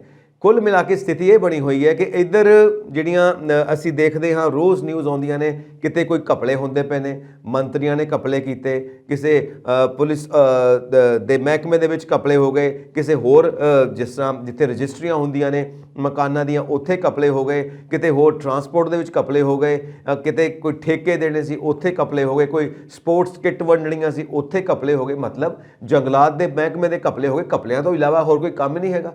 ਕਿਤੇ ਮਾਫੀਆ ਕੰਮ ਕਰਦਾ ਪਿਆ, ਨਜਾਇਜ਼ ਮਾਈਨਿੰਗ ਹੁੰਦੀ ਪਈ ਹੈ, ਕਿਤੇ ਡਰੱਗਸ ਹੁੰਦੀਆਂ ਪਈਆਂ ਨੇ, ਕਿਤੇ ਗੈਂਗਸਟਰਸ ਬੈਠੇ ਨੇ ਔਰ ਧਮਕੀਆਂ ਮਿਲਦੀਆਂ ਪਈਆਂ ਨੇ। ਟੋਟਲ ਮਾਹੌਲ ਦੇਖੋ ਜਿਹੜਾ ਤੁਸੀਂ ਬਣਿਆ ਹੋਇਆ, ਇੱਕ ਆਮ ਆਦਮੀ ਟਿਕੇ ਤੇ ਕਿਤੇ ਟਿਕੇ, ਔਰ ਆਮ ਆਦਮੀ ਸਰਕਾਰ ਕਹਿੰਦੀ ਹੈ ਕਿ ਅਸੀਂ ਸਭ ਕੁਝ ਹੈਂਡਲ ਕਰ ਲਵਾਂਗੇ ਪੰਜਾਬ ਦੇ ਵਿੱਚ। ਔਰ ਇਹ ਕਦੀ ਗੁਜਰਾਤ ਦੀਆਂ ਚੋਣਾਂ ਵੱਲ ਤੁਰੇ ਹੋਏ ਨੇ, ਇਹ ਕਦੀ ਹਿਮਾਚਲ ਦੀਆਂ ਚੋਣਾਂ ਵੱਲ ਤੁਰੇ ਹੋਏ ਨੇ, ਉਹਨਾਂ ਨੂੰ ਵੀ ਕੈਪਚਰ ਕਰਨਾ ਚਾਹੁੰਦੇ ਆ। ਪਰ ਪਹਿਲਾਂ ਪੰਜਾਬ ਤੇ ਸੰਭਾਲ ਲਓ, ਜਿਹਨੂੰ ਤੁਸੀਂ ਹਾਸਿਲ ਕੀਤਾ ਹੈ, ਪਬਲਿਕ ਨੇ ਤੁਹਾਨੂੰ ਦਵਾਇਆ ਹੈ, ਉਹਨੂੰ ਤਾਂ ਪੈਸਾ ਪਹਿਲਾਂ ਸਾਂਭੋ ਤੁਸੀਂ। ਬਾਕੀ ਥਾਂ ਤੇ ਤੁਸੀਂ ਤੁਰੇ ਫਿਰਦੇ ਹੋ, ਔਰ ਆਪਣੇ ਤੁਸੀਂ ਘਰ ਦਾ ਹਾਲ ਦੇਖੋ ਜੋ ਹੋਇਆ ਪਿਆ। ਹਰ ਥਾਂ ਦੇ ਉੱਤੇ ਤੁਸੀਂ ਦਿੱਲੀ ਮਾਡਲ ਦਿਖਾਉਂਦੇ ਪਏ ਹੋ, ਔਰ ਦਿੱਲੀ ਦੇ ਵਿੱਚ ਤੁਸੀਂ ਕਿੰਨੀ ਵੱਡੀ ਕਾਰਗੁਜ਼ਾਰੀ ਕੀਤੀ ਹੈ ਇਹ ਵੀ ਸਾਰੀ ਸਾਹਮਣੇ ਹੈਗੀ ਹੈ। ਦਿੱਲੀ ਕਿੰਨਾ ਕੁ ਏਰੀਆ ਜਿਹੜਾ ਤੁਹਾਡੇ ਕੋਲ ਹੈਗਾ, ਪੰਜਾਬ ਇੱਕ ਪੂਰੀ ਸਟੇਟ ਹੈ, ਦਿੱਲੀ ਇੱਕ ਮਿਊਨਿਸਪਲ ਕਾਰਪੋਰੇਸ਼ਨ ਜਿੰਨਾ ਏਰੀਆ ਤੁਹਾਡੇ ਕੋਲ ਹੈ। ਤੁਸੀਂ ਉਹ ਮਾਡਲ ਲੈ ਕੇ ਤੁਸੀਂ ਕਹਿੰਦੇ ਹੋ ਅਸੀਂ ਪੂਰੇ ਸੂਬੇ ਨੂੰ ਸਾਂਭ ਕੇ ਦਿਖਾਉਂਦੇ ਹਾਂ, ਔਰ ਉਸ ਤੋਂ ਬਾਅਦ ਤੁਸੀਂ ਵੱਖ-ਵੱਖ ਹੋਰ ਸੂਬਿਆਂ 'ਚ ਜਾ ਕੇ ਸਾਰੀ ਐਡਵਰਟਾਈਜ਼ਮੈਂਟ ਕਰਦੇ ਹੋ, ਉਹ ਵੀ ਪੰਜਾਬ ਦੇ ਖਜ਼ਾਨੇ ਦੇ ਸਿਰ ਦੇ ਉੱਤੇ। ਇਹ ਵੀ ਚੱਲਦਾ ਪਿਆ ਕਿ ਪੰਜਾਬ ਦਾ ਖਜ਼ਾਨਾ ਇੱਦਾਂ ਵੀ ਵੇਸਟ ਹੋ ਰਿਹਾ। ਸੋ ਇਹ ਟੋਟਲ ਜਿਹੜਾ ਸੀਨ ਬਣਿਆ ਹੋਇਆ, ਮਤਲਬ ਆਪੋ ਤਾਪੀ ਪਈ ਹੋਈ ਹੈ। ਔਰ ਅਸੀਂ ਆਮ ਤੌਰ ਤੇ ਦੇਖੀਏ ਨਾ, ਪਬਲਿਕ ਸਵੇਰੇ ਸੈਰ ਕਰਨ ਗਈ ਹੈ ਕਿਸੇ ਸਰਕਾਰੀ ਜਿਹੜਾ ਪਾਰਕ ਬਣਿਆ ਹੋਇਆ, ਉੱਥੇ ਜਿਹੜੀਆਂ ਕੁਰਸੀਆਂ ਲੱਗੀਆਂ ਹੋਈਆਂ, ਕਈ ਵਾਰ ਉਹ ਕੁਰਸੀਆਂ ਤੋੜ ਦੇਣਗੇ, ਉਹ ਸਰਕਾਰੀ ਮਾਲ ਹੈ ਤਾਂ ਕੀ ਹੋ ਗਿਆ। ਉਹ ਸਰਕਾਰ ਕੋਲ ਪੈਸਾ ਕਿੱਥੋਂ ਆਉਂਦਾ? ਤੁਹਾਡੇ ਕੋਲੋਂ ਇੰਨੀ ਵੀ ਐਜੂਕੇਸ਼ਨ ਨਹੀਂ ਹੈਗੀ ਕਿ ਅਸੀਂ ਆਪਣਾ ਨੁਕਸਾਨ ਕਰਦੇ ਪਏ ਹਾਂ। ਜੋ ਬਲਬ ਲੱਗੇ ਹੋਏ ਨੇ, ਲਾਈਟਾਂ ਲੱਗੀਆਂ ਹੋਈਆਂ ਨੇ, ਲਾਈਟਾਂ ਤੋੜ ਦੇਣਗੇ, ਸਰਕਾਰੀ ਮਾਲ ਹੈ। ਸਰਕਾਰ ਕੋਲ ਪੈਸਾ ਕਿੱਥੋਂ ਆਉਂਦਾ? ਸਾਡੇ ਕੋਲ ਟੈਕਸ ਲੈਂਦੀ ਹੈ ਤਾਂ ਹੀ ਪੈਸਾ ਆਉਂਦਾ। ਇੰਨੀ ਵੀ ਸੋਝੀ ਨਹੀਂ। ਇਹ ਟੋਟਲ ਜਿਹੜਾ ਕਿਓਸ ਆ, ਇਹ ਕੀ ਬਣਿਆ ਪਿਆ, ਜਿਹਨੂੰ ਆਪਾਂ ਕਹਿੰਦੇ ਆ ਇੱਕ ਨੂੰ ਕੀ ਰੋਨੀ ਹੈ, ਆਵਾ ਹੀ ਉੱਤਿਆ ਪਿਆ। ਹੁਣ ਜਿਹੜਾ ਇਹ ਆਵਾ ਉੱਤਿਆ ਪਿਆ, ਇਹਦਾ ਕਰੀਏ ਕੀ? ਪਬਲਿਕ ਐਜੂਕੇਟ ਨਹੀਂ ਹੈਗੀ, ਮਿਨਿਸਟਰ ਆਪਣੇ ਖੇਡ ਖੇਡਦੇ ਪਏ ਨੇ, ਆਫੀਸਰਸ ਆਪਣੇ ਖੇਡ ਖੇਡਦੇ ਪਏ ਨੇ। ਸੂਬੇ ਵੱਲ ਧਿਆਨ ਕਿੰਨਾ ਕੁ ਹੈਗਾ, ਲੋਕਾਂ ਵੱਲ ਧਿਆਨ ਕਿੰਨਾ ਕੁ ਹੈਗਾ, ਸਾਨੂੰ ਸਭ ਨੂੰ ਪਤਾ। ਕਰੀਏ ਤੇ ਕਰੀਏ ਕੀ? ਦੇਖੋ, ਇਹ ਆਮ ਆਦਮੀ ਪਾਰਟੀ ਦੀ ਸਰਕਾਰ ਜਿਹੜੀ ਉਹ ਓਵਰਆਲ ਸਾਰੇ ਦੂਸਰੀ ਸਟੇਟਾਂ ਦੀ ਚੋਣਾਂ ਦੇ ਵਿੱਚ ਇਸ ਵੇਲੇ ਬਿਜ਼ੀ ਹੈਗੀ ਆ। ਇੱਕ ਗੱਲ ਤੁਸੀਂ ਮੇਰੀ ਇੱਥੇ ਨੋਟ ਡਾਊਨ ਬੇਸ਼ੱਕ ਕਰ ਲੈਣਾ ਕਿ ਇਹਨਾਂ ਨੇ ਗੁਜਰਾਤ ਦੇ ਵਿੱਚ ਵੀ ਮੈਨੂੰ ਮਹਿਸੂਸ ਹੋ ਰਿਹਾ ਕਿ ਇਹਨਾਂ ਦੇ ਹਾਲਾਤ ਪਤਲੇ ਹੋਣੇ ਆ ਤੇ ਫਿਰ ਇਹਨਾਂ ਨੇ ਉੱਥੋਂ ਵੀ ਭੱਜਣਾ। ਇਹਨਾਂ ਨੇ ਹਿਮਾਚਲ ਤੋਂ ਵੀ ਫਿਰ ਭੱਜਣਾ। ਔਰ ਤੁਸੀਂ ਦੇਖ ਲੈਣਾ ਕਿ ਇਹਦੇ ਵਿੱਚ ਜਿਹੜਾ ਚੋਣਾਂ ਦੇ ਵਿੱਚ ਪ੍ਰਚਾਰ ਕਰਨ ਦੇ ਵਿੱਚ ਪੈਸਾ ਲੱਗਾ ਵੱਡੀ ਤਾਦਾਦ ਦੇ ਵਿੱਚ ਪੰਜਾਬ ਦੇ ਸਟੇਟ ਐਕਸਚੇਕਰ ਦਾ, ਪਬਲਿਕ ਐਕਸਚੇਕਰ ਦਾ ਪੈਸਾ ਲੱਗਾ, ਆਵਾਮ ਦਾ ਪੈਸਾ ਲੱਗਾ। ਪਰ ਇਹਨਾਂ ਚੋਣਾਂ ਦੇ ਵਿੱਚ ਹਿੱਸਾ ਲੈਣਾ, ਪ੍ਰਧਾਨ ਮੰਤਰੀ ਬਣਨ ਦੇ ਖ਼ਾਬ ਬਣਾ ਲਏ ਆ। ਪਰ ਔਨ ਗਰਾਊਂਡ ਜਿਹੜੀ ਸਿਚੁਏਸ਼ਨ ਇਸ ਦੇ ਉਲਟ ਵੀ ਹੈਗੀ ਆ। ਔਰ ਪੰਜਾਬ ਦੇ ਵਿੱਚ ਇਹਨੂੰ ਅਬੈਂਡਨ ਕਰਕੇ ਰੱਖ ਦਿੱਤਾ। ਇਹਨਾਂ ਨੇ ਮੁਹੱਲਾ ਕਲੀਨਿਕ ਦੀ ਗੱਲ ਕੀਤੀ, ਅਸੀਂ ਜੀ ਮੁਹੱਲਾ ਕਲੀਨਿਕ ਖੋਲ੍ਹਣੇ ਆ। ਉਹ ਮੁਹੱਲਾ ਕਲੀਨਿਕ ਨਹੀਂ, ਉਹ ਇਹਨਾਂ ਦੇ ਵਿਧਾਨ ਸਭਾ ਹਲਕਿਆਂ ਦੇ ਕਲੀਨਿਕ ਹੋ ਸਕਦੇ ਆ। ਮੁਹੱਲਾ ਕਲੀਨਿਕ ਉਹਨੂੰ ਕਿਹਾ ਹੀ ਨਹੀਂ ਜਾ ਸਕਦਾ। ਇੱਕ ਹਲਕੇ ਦੇ ਵਿੱਚ 1 ਜਾਂ 2 ਖੋਲ੍ਹੇ ਆ, ਮੁਹੱਲੇ ਦੇ ਕਿੰਨੇ ਸਾਰੇ ਆ ਪੰਜਾਬ ਦੇ ਵਿੱਚ। ਪਰ ਜਦੋਂ ਕਿ ਪੰਜਾਬ ਦਾ ਹੈਲਥ ਇਨਫਰਾਸਟਰਕਚਰ ਜਿਹੜਾ ਹੈ ਉਹ ਬਹੁਤ ਵੱਡਾ ਹੈਗਾ। ਇਹਦੇ ਵਿੱਚ ਸਰਕਾਰੀ ਡਿਸਪੈਂਸਰੀਜ਼ ਕਈ ਲੰਮੇ ਸਮੇਂ ਦਹਾਕਿਆਂ ਤੋਂ ਚੱਲ ਰਹੀਆਂ ਹੈਗੀਆਂ। ਅੱਜ ਪੰਜਾਬ ਦੇ ਵਿੱਚ ਜੇ ਮੁਹੱਲਾ ਕਲੀਨਿਕ ਦੇ ਵਿੱਚ ਉਸ ਤਰ੍ਹਾਂ ਦਾ ਇਲਾਜ ਨਹੀਂ ਹੋ ਰਿਹਾ ਤੇ ਜਿਹੜੀਆਂ ਪਬਲਿਕ ਡਿਸਪੈਂਸਰੀਜ਼ ਹੈਗੀਆਂ ਉਹਦੇ ਵਿੱਚ ਬੰਦ ਹੋ ਗਈਆਂ, ਲੋਕਾਂ ਨੂੰ ਫਿਰ ਦਵਾਈ ਨਹੀਂ ਮਿਲਦੀ। ਪਿੰਡਾਂ ਦੇ ਵਿੱਚ ਜਿੱਥੇ ਮੁਹੱਲਾ ਕਲੀਨਿਕ ਨਹੀਂ ਹੈਗਾ, ਉਹ ਕਹਿੰਦੇ ਆ ਫਿਰ ਜਾ ਕੇ ਜੀ ਮੁਹੱਲਾ ਕਲੀਨਿਕ ਖੁੱਲ੍ਹ ਗਏ ਉੱਥੋਂ ਜਾ ਕੇ ਲੈ ਲਓ। ਫਿਰ ਤੁਸੀਂ ਮੈਨੂੰ ਇਹ ਗੱਲ ਦੱਸੋ ਕਿ ਇਹ ਗਵਰਨਮੈਂਟ ਹਾਸਪਿਟਲਸ ਦੀ ਗੱਲ ਕਰਦੇ ਆ, ਇਹਨਾਂ ਨੂੰ ਅੱਛਾ ਬਣਾਵਾਂਗੇ। ਇੱਕ ਮਿਨਿਸਟਰ ਜਿਹੜਾ ਉਹ ਵਾਈਸ ਚਾਂਸਲਰ ਨਾਲ ਝਗੜਦਾ ਹੈ, ਗੱਦਿਆਂ ਦੀ ਗੱਲਾਂ ਹੁੰਦੀਆਂ, ਫਿਰ ਹੋਰ ਬਹੁਤ ਵੱਡੀਆਂ-ਵੱਡੀਆਂ ਗੱਪਾਂ ਗੱਲਾਂ ਇਹ ਮਾਰਦੇ ਆ। ਤੇ ਕੀ ਉਹਨਾਂ ਗੱਲਾਂ ਤੋਂ ਬਾਅਦ ਅੱਜ ਉਹਨਾਂ ਸਿਸਟਮ ਦੇ ਹਾਲਾਤ ਜਿਹੜੇ ਸੁਧਰ ਗਏ? ਕੀ ਆਮ ਲੋਕਾਂ ਨੂੰ ਓਨਾ ਸਸਤਾ ਇਲਾਜ, ਓਨਾ ਜਿਹੜਾ ਇਹਦੇ ਵਿੱਚ ਨੈਕਸਸ ਚੱਲਦਾ ਕੰਪਨੀਜ਼ ਦਾ, ਮੈਡੀਕਲ ਪ੍ਰੋਫੈਸ਼ਨਲਜ਼ ਦਾ, ਔਰ ਜਿਹੜੀਆਂ ਵੱਡੀਆਂ ਕੰਪਨੀਆਂ ਇਹਨਾਂ ਨੂੰ ਪੈਸਾ ਦੇ ਕੇ ਦਵਾਈਆਂ ਲਿਖਵਾਉਂਦੀਆਂ, ਕੀ ਉਹਨਾਂ ਦੇ ਨੈਕਸਸ ਖਤਮ ਹੋ ਗਏ? ਤੁਸੀਂ ਇਹ ਦੇਖੋ ਕਿ ਜਿਹੜੀ ਆਯੁਸ਼ਮਾਨ ਯੋਜਨਾ ਉਹ ਵੀ ਪੰਜਾਬ ਦੇ ਵਿੱਚ ਉਸ ਲੈਵਲ ਦੇ ਉੱਤੇ ਨਹੀਂ ਚੱਲ ਰਹੀ ਹੈਗੀ ਇਸ ਵੇਲੇ, ਕਿਉਂਕਿ ਇਹਨਾਂ ਨੇ ਮੁਹੱਲਾ ਕਲੀਨਿਕ ਦੀ ਰੱਟ ਲਗਾਈ ਰੱਖੀ। ਇਹਨਾਂ ਨੇ ਜਿਹੜਾ ਪਬਲਿਕ ਡਿਸਪੈਂਸਰੀ ਸੀਗੀਆਂ ਉਹਨਾਂ ਨੂੰ ਨਿਸਤੋਂ ਨਾਬੂਦ ਕਰ ਦਿੱਤਾ, ਮਿੱਟੀ 'ਚ ਮਿਲਾ ਕੇ ਰੱਖ ਦਿੱਤਾ, ਹੋਰ ਸਾਰੇ ਹੈਲਥ ਇਨਫਰਾਸਟਰਕਚਰ ਨੂੰ ਮਿੱਟੀ 'ਚ ਮਿਲਾ ਕੇ ਰੱਖ ਦਿੱਤਾ। ਪਰ ਇਹਨਾਂ ਨੇ ਦਿੱਲੀ ਦੇ ਉਸ ਮਾਡਲ ਨੂੰ ਸਹੀ ਸਾਬਤ ਕਰਨ ਵਾਸਤੇ, ਸੱਚਾ ਔਰ ਵਧੀਆ ਸਾਬਤ ਕਰਨ ਵਾਸਤੇ ਪੰਜਾਬ 'ਚ ਲਾਜ਼ਮੀ ਔਰ ਧੱਕੇ ਦੇ ਨਾਲ ਮੁਹੱਲਾ ਕਲੀਨਿਕ ਵਾਲਾ ਇੱਕ ਫਾਰਮੂਲਾ ਪੰਜਾਬ ਦੇ ਵਿੱਚ ਫਾਰਮੈਟ ਲੈ ਕੇ ਆਇਆ, ਜਿਹੜਾ ਉਹਨਾਂ ਸਕਸੈਸਫੁਲ ਗਰਾਊਂਡ ਲੈਵਲ ਤੇ ਨਹੀਂ ਹੈਗਾ। ਬੇਸ਼ੱਕ ਬੜੀਆਂ ਅਖਬਾਰੀ ਗੱਲਾਂ ਕਰਦੇ ਹੋਣ ਔਰ ਵੱਡੇ ਇਸ਼ਤਿਹਾਰ ਦੇ ਨੇ। ਤੁਸੀਂ ਦੇਖੋ ਰੋਜ਼ ਦੇ ਰੋਜ਼ ਵੱਡੇ-ਵੱਡੇ ਪੇਜਿਸ ਇਹਨਾਂ ਦੇ ਐਡਵਰਟਾਈਜ਼ਮੈਂਟਸ ਤੇ ਆ ਰਹੇ ਆ। ਉਹਨਾਂ ਸਟੇਟਾਂ ਦੇ ਵਿੱਚ ਵੀ ਜਾ ਰਹੇ ਜਿੱਥੇ ਤੇ ਲੋਕ ਪੰਜਾਬੀ ਵੀ ਨਹੀਂ ਪੜ੍ਹਦੇ, ਹਿੰਦੀ ਵੀ ਨਹੀਂ ਪੜ੍ਹਦੇ ਤੇ ਬਹੁਤ ਤਾਦਾਦ ਦੇ ਵਿੱਚ ਅੰਗਰੇਜ਼ੀ ਵੀ ਨਹੀਂ ਪੜ੍ਹਦੇ ਤੇ ਉਹਨਾਂ ਕਰਨਾਟਕਾ ਵਰਗੀਆਂ ਸਟੇਟਸ ਦੇ ਵਿੱਚ ਜਾ ਕੇ ਇਸ਼ਤਿਹਾਰ ਦੇ ਰਹੇ ਨੇ। ਪੰਜਾਬ ਦੇ ਵਿੱਚ ਅਸੀਂ ਆਹ ਕਰਤਾ, ਆਹ ਖਾਤਮਾ ਕਰਤਾ। ਇਹਨਾਂ ਦੇ ਕਹਿਣ ਦੇ ਮੁਤਾਬਕ ਪੰਜਾਬ ਦੇ ਵਿੱਚ ਅੱਜ ਕਰਪਸ਼ਨ ਵੀ ਨਹੀਂ ਹੈ। ਇਹਨਾਂ ਦੇ ਕਹਿਣ ਦੇ ਮੁਤਾਬਕ ਪੰਜਾਬ ਦੇ ਵਿੱਚ ਅੱਜ ਲਾਅ ਐਂਡ ਆਰਡਰ ਬਹੁਤ ਵਧੀਆ ਹੈ। ਕੋਈ ਇੱਥੇ ਏਦਾਂ ਦੇ ਮਾੜੇ ਹਾਲਾਤ ਪੈਦਾ ਨਹੀਂ ਹੋ ਰਹੇ। ਇਹਨਾਂ ਦੇ ਕਹਿਣ ਦੇ ਮੁਤਾਬਕ ਵਿਦੇਸ਼ੀ ਲੋਕ ਇੱਥੇ ਨੌਕਰੀਆਂ ਕਰਨ ਆ ਰਹੇ ਆ। ਪੰਜਾਬ ਦੇ ਜਿਹੜਾ ਬ੍ਰੇਨ ਡਰੇਨ ਨਹੀਂ ਹੋ ਰਹੀ, ਨਵਾਂ ਯੂਥ ਜਿਹੜਾ ਉਹ ਬਾਹਰ ਨਹੀਂ ਜਾ ਰਿਹਾ ਇਹਨਾਂ ਦੇ ਕਹਿਣ ਦੇ ਮੁਤਾਬਕ। ਸਰਾਸਰ ਇਹ ਸਾਰੇ ਝੂਠ ਜਿਹੜੇ ਆ, ਪੁਲੰਦਾ ਉਹਦਾ ਇਕੱਠਾ ਕਰਕੇ ਜੋ ਪੋਲੀਟੀਕਲ ਟੈਕਟਿਕਸ ਹੁੰਦੇ ਆ, ਜੋ ਰਣਨੀਤੀਆਂ ਹੁੰਦੀਆਂ, ਉਹ ਇਹ ਪਾਰਟੀਆਂ ਵੀ ਹੁਣ ਫਿਰ ਉਹੀ ਚਾਲਾਂ ਦੇ ਉੱਪਰ ਚੱਲ ਪਈਆਂ। ਜਿਹੜੇ ਭਗਵੰਤ ਮਾਨ ਔਰ ਜਿਹੜੀ ਆਮ ਆਦਮੀ ਪਾਰਟੀ ਮਰੂਸੀ ਸਿਆਸਤ ਜਿਹੜਾ ਉਹ ਕਹਿੰਦੇ ਸੀ ਕਿ ਇੱਕ ਡਾਇਨੈਸਟੀ ਸਿਆਸਤ ਜਿਹੜੀ ਪਰਿਵਾਰਵਾਦੀ ਸਿਆਸਤ ਆ ਉਹ ਤੋਂ ਅਸੀਂ ਦੂਰ ਰਵਾਂਗੇ। ਤੁਸੀਂ ਦੇਖ ਲਓ ਕਿ ਜੇ ਇਹ ਕਹਿੰਦੇ ਸੀ ਜੀ ਬਾਦਲ ਫੈਮਿਲੀ ਆ ਜੀ, ਉਹਨਾਂ ਦੇ ਫਲਾਣਾ ਪਰਿਵਾਰ ਦੇ ਵਿੱਚ ਹੈ, ਕੈਪਟਨ ਹੈ ਫਲਾਣਾ ਪਰਿਵਾਰ ਦੇ ਵਿੱਚ, ਅੱਜ ਭਗਵੰਤ ਸਿੰਘ ਮਾਨ ਉਹਨਾਂ ਦੇ ਜਿਹੜੇ ਧਰਮ ਪਤਨੀ ਹੈ, ਉਹ ਕਈ ਗਵਰਨਮੈਂਟ ਦੇ ਫੰਕਸ਼ਨਸ ਨੂੰ ਅਟੈਂਡ ਕਰਦੇ। ਉਹਨਾਂ ਦੇ ਤੁਸੀਂ ਪੇਜਿਸ ਚੱਕ ਕੇ ਦੇਖ ਲਓ, ਗਵਰਨਮੈਂਟ ਸਟੈਂਪਸ ਉੱਤੇ ਲੋਗੋਸ ਲੱਗੇ ਹੁੰਦੇ ਆ। ਉਹਨਾਂ ਕੋਲ ਕੀ ਅਧਿਕਾਰ ਹੈ ਗਵਰਨਮੈਂਟ ਦੇ ਲੋਗੋਸ ਦਾ ਇਸਤੇਮਾਲ ਕਰਨ ਦਾ? ਉਹਨਾਂ ਕੋਲ ਕੀ ਅਧਿਕਾਰ ਹੈ ਇਹ ਗੱਲ ਪੁੱਛਣ ਦਾ ਕਿ ਦੱਸੋ 117 ਹਲਕਿਆਂ ਦੇ ਵਿੱਚ ਕਿਹੜੇ-ਕਿਹੜੇ ਐਮਐਲਏ ਚੰਗੀ ਕਾਰਜਕਾਰੀ ਕਰ ਰਹੇ ਆ? ਇੱਕ ਮੁੱਖ ਮੰਤਰੀ ਦੀ ਪਤਨੀ ਕੋਲ ਕਿਸ ਤਰ੍ਹਾਂ ਇਹ ਅਧਿਕਾਰ ਆ ਜਾਂਦੇ? ਉਹਨਾਂ ਕੋਲ ਇਹੋ ਜਿਹੀ ਕਿਹੜੀ ਸਰਕਾਰੀ ਪੋਸਟ ਹੈਗੀ ਆ, ਸਰਕਾਰ ਦਾ ਇੱਕ ਸਿਸਟਮ ਹੈਗਾ ਜਿਹਦੇ ਤਹਿਤ ਉਹ ਕਰ ਰਹੇ ਆ, ਪ੍ਰੋਸੀਜਰਸ ਦੇ ਵਿੱਚ ਲੱਗੇ ਆ। ਉਹਨਾਂ ਦੀ ਭੈਣ ਆਪਣੇ ਸਿਸਟਮ ਦੇ ਵਿੱਚ ਲੱਗੇ ਆ ਤੇ ਫਿਰ ਇਹ ਮਰੂਸੀ ਸਿਆਸਤ ਨਾ ਹੋਈ, ਪਰਿਵਾਰਵਾਦ ਫਿਰ ਇਹਨਾਂ ਨੇ ਆਪਣਾ ਹੀ ਪੈਦਾ ਨਾ ਕਰ ਲਿਆ। ਫਿਰ ਔਰ ਜੇ ਦੇਖੋ ਇਹਨਾਂ ਨੇ ਸਪੈਸ਼ਲ ਜਿਹੜੀਆਂ ਪੋਸਟ ਲਗਭਗ 23 ਪੋਸਟਾਂ ਜਿਹੜੀਆਂ ਕਿ ਅਸੀਂ ਵੱਖ-ਵੱਖ ਪੰਜਾਬ ਦੇ ਵਿੱਚ ਇੱਕ ਆਫੀਸਰਸ ਅਪਾਇੰਟ ਕਰਾਂਗੇ ਜਿਹੜੇ ਪੰਜਾਬ ਦੇ ਵਿੱਚ ਵੱਖ-ਵੱਖ ਹਲਕਿਆਂ ਦੀ ਸਥਿਤੀ ਜਿਹੜੇ ਤੋਂ ਸਾਨੂੰ ਜਾਣੂ ਕਰਾਉਣਗੇ। ਇਹ ਦੱਸੋ ਸੰਜੀਵ ਜੀ ਕਿ ਜੇ ਲੋਕਾਂ ਨੇ ਡੈਮੋਕ੍ਰੈਟਿਕ ਸਿਸਟਮ ਦੇ ਵਿੱਚ ਵੋਟਾਂ ਪਾ ਕੇ ਲੋਕਾਂ ਨੂੰ ਵਿਧਾਨ ਸਭਾ ਦੇ ਵਿੱਚ ਭੇਜਿਆ, ਕੀ ਉਹ ਐਮਐਲਏ ਨਾ ਤੁਹਾਡੀ ਸਰਕਾਰ ਦੇ ਵਿੱਚ ਆ ਕੇ ਤੁਹਾਨੂੰ ਦੱਸਣਗੇ ਕਿ ਹਲਕੇ ਵਿੱਚ ਕੀ ਚੰਗਾ ਔਰ ਕੀ ਮਾੜਾ, ਕੀ ਘੱਟ ਔਰ ਕੀ ਵੱਧ ਹੋ ਰਿਹਾ? ਤੁਹਾਨੂੰ ਏਦਾਂ ਦੇ ਫੀਲਡ ਆਫੀਸਰਸ ਅਪਾਇੰਟ ਕਰਨ ਦੀ ਕੀ ਜ਼ਰੂਰਤ ਪੈ ਗਈ? ਸੋ ਇੱਥੋਂ ਸਮਝ ਆਉਂਦਾ ਕਿ ਇਹ ਸਾਰੇ ਰਾਜਨੀਤੀ ਦੇ ਪੈਂਤੜੇ ਅਪਣਾਏ ਜਾ ਰਹੇ ਆ। ਹਰ ਚੀਜ਼ ਨੂੰ ਪਾਵਰ ਨੂੰ ਸੈਂਟਰਲਾਈਜ਼ ਕੀਤਾ ਜਾ ਰਿਹਾ। ਜੇ ਲੋਕੀ ਕਹਿੰਦੇ ਸੀ ਖੁਦ ਮੁਖਤਿਆਰੀ ਦੀ ਗੱਲ ਹੈ, ਪੰਜਾਬ ਦੇ ਵਿੱਚ ਏਦਾਂ ਦੀ ਕੋਈ ਵੀ ਨਜ਼ਰ ਨਹੀਂ ਆ ਰਹੀ। ਹਰ ਚੀਜ਼ ਸੈਂਟਰਲਾਈਜ਼ ਹੋ ਰਹੀ ਹੈ। ਹਰ ਚੀਜ਼ ਦਿੱਲੀ ਦੇ ਇਸ਼ਾਰੇ ਤੋਂ ਚੱਲ ਰਹੀ ਆ। ਕਿਹਨੂੰ ਮੰਤਰੀ ਬਣਾਉਣਾ, ਕਿਹਨੂੰ ਨਹੀਂ ਬਣਾਉਣਾ। ਤੁਸੀਂ ਦੇਖੋ ਕਈ ਏਦਾਂ ਦੇ ਬੰਦੇ ਜਿਹੜੇ ਡਿਜ਼ਰਵ ਨਹੀਂ ਕਰਦੇ, ਉਹਨੇ ਪੜ੍ਹੇ ਲਿਖੇ ਨਹੀਂ, ਉਹਨਾਂ ਲੋਕਾਂ ਨੂੰ ਮੰਤਰੀ ਬਣਾਇਆ। ਔਰ ਜਿਹੜੇ ਕਈ ਇਹਨਾਂ ਦੀ ਸਰਕਾਰ ਦੇ ਵਿੱਚ ਆਈਪੀਐਸ ਫਾਰਮਰ ਆਈਪੀਐਸ ਅਧਿਕਾਰੀ ਨੇ, ਵੱਡੇ-ਵੱਡੇ ਅਧਿਕਾਰੀ ਨੇ, ਅੱਛੇ-ਅੱਛੇ ਪੜ੍ਹੇ ਲਿਖੇ ਲੋਕ ਆ, ਉਹਨਾਂ ਨੂੰ ਮਿਨਿਸਟਰ ਨਹੀਂ ਬਣਾਇਆ। ਤੁਸੀਂ ਸਮਝ ਸਕਦੇ ਹੋ ਫਿਰ ਇਹਨਾਂ ਦੀ ਆਪ ਦੀ ਸੋਚ ਕੀ ਹੋਊਗੀ। ਇਹ ਰਾਜਨੀਤਿਕ ਲੋਕ ਸੰਜੀਵ ਜੀ ਜਿਹਨੂੰ ਵੀ ਮਾਰਦੇ ਆ, ਗਲੇ ਲਾ ਕੇ ਮਾਰਦੇ ਆ। ਸੋ ਇੱਥੋਂ ਸਮਝਣ ਵਾਲੀ ਗੱਲ ਇਹ ਆ ਕਿ ਪੰਜਾਬ ਵਾਕਈ ਅਬੈਂਡਨ ਕਰਕੇ ਰੱਖ ਦਿੱਤਾ। ਜਿਸ ਤਰ੍ਹਾਂ ਤੁਸੀਂ ਗੱਲ ਕੀਤੀ ਆ ਕਿ ਬਾਹਰਲੀਆਂ ਸਟੇਟਾਂ ਦੇ ਵਿੱਚ ਮੂਵ ਕਰ ਰਹੇ ਆ, ਗੁਜਰਾਤ ਜਾ ਰਹੇ ਆ, ਚਾਰਟਰ ਪਲੇਨਸ ਕਰਕੇ ਜਾ ਰਹੇ ਨੇ। ਉੱਥੇ ਪੰਜਾਬ ਦਾ ਐਕਸਚੇਕਰ ਖਜ਼ਾਨਾ ਉਹਨੂੰ ਭਾਰੀ ਚੋਟ ਪਹੁੰਚਾ ਰਹੇ ਨੇ। ਹਿਮਾਚਲ ਦੇ ਵਿੱਚ ਪ੍ਰਚਾਰ ਕਰ ਰਹੇ ਨੇ। ਪੰਜਾਬ ਨੂੰ ਇਸ ਵੇਲੇ ਲਵਾਰਸ ਹਾਲਾਤਾਂ ਦੇ ਵਿੱਚ ਛੱਡਿਆ। ਪੰਜਾਬ ਦੇ ਵਿੱਚ ਲਾਅ ਐਂਡ ਆਰਡਰ ਬੜੀ ਮਾੜੀ ਸਥਿਤੀ ਦੇ ਵਿੱਚ ਹੈਗਾ। ਆਏ ਦਿਨ ਇੱਥੇ ਮਰਡਰ ਹੋ ਰਹੇ ਆ। ਆਏ ਦਿਨ ਇੱਥੇ ਹਰ ਤਰ੍ਹਾਂ ਦਾ mafia, land mafia, sand mafia, ਕੋਈ ਮਾਫੀਆ ਤੁਸੀਂ ਕਾਊਂਟ ਕਰ ਲਓ, ਉਹ ਵੱਡੇ ਲੈਵਲ ਦੇ ਉੱਪਰ ਪਨਪ ਰਿਹਾ ਹੈਗਾ। ਜਿਹੜੇ ਗੈਰ ਕਾਨੂੰਨੀ ਕੰਮ ਪਹਿਲਾਂ ਘੱਟ ਪੈਸਿਆਂ 'ਚ ਹੁੰਦੇ ਸੀ, ਅੱਜ ਉਹ ਡਬਲ ਪੈਸਿਆਂ 'ਚ ਹੋ ਰਹੇ ਆ।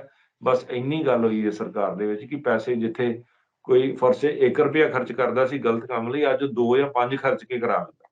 ਐਗਜ਼ੈਕਟਲੀ। ਔਰ ਤੁਸੀਂ ਦੇਖੋ ਜਦੋਂ ਅਸੀਂ ਇਹ ਸਾਰੀ ਗੱਲਬਾਤ ਕਰ ਰਹੇ ਹਾਂ, ਐਕਸਪਰਟਸ ਜਿਹੜੀ ਆਪਾਂ ਗੱਲ ਦੇ ਵਿੱਚ ਇੱਕ ਤੁਸੀਂ ਨੁਕਤਾ ਕੱਢਿਆ ਹੈ, ਪ੍ਰਾਈਮ ਮਿਨਿਸਟਰ ਬਣਨ ਦੀ ਦੌੜ ਦੇ ਵਿੱਚ ਸ਼ਾਮਿਲ ਹੋਣਾ। ਕਈ ਐਕਸਪਰਟ ਇਹ ਮੰਨਦੇ ਨੇ ਕਿ ਸਾਲ 2024 ਦੇ ਵਿੱਚ ਜਿਹੜੀਆਂ ਲੋਕ ਸਭਾ ਇਲੈਕਸ਼ਨਸ ਹੋਣੀਆਂ ਨੇ, ਉਹਦੇ ਵਿੱਚ ਇਹ ਤਿਆਰੀ ਕਰ ਰਹੀ ਹੈ ਆਮ ਆਦਮੀ ਪਾਰਟੀ ਔਰ ਪੂਰਾ ਜ਼ੋਰ ਲਗਾ ਰਹੀ ਹੈ ਕਿ ਕੇਜਰੀਵਾਲ ਜੀ ਭਾਰਤ ਦੇ ਪ੍ਰਧਾਨ ਮੰਤਰੀ ਬਣ ਜਾਣ। ਐਕਸਪਰਟਸ ਇਹ ਮੰਨਦੇ ਨੇ ਕਿ ਇਹ ਇੱਦਾਂ ਦੀ ਦੌੜ ਦੇ ਵਿੱਚ ਸ਼ਾਮਿਲ ਨੇ।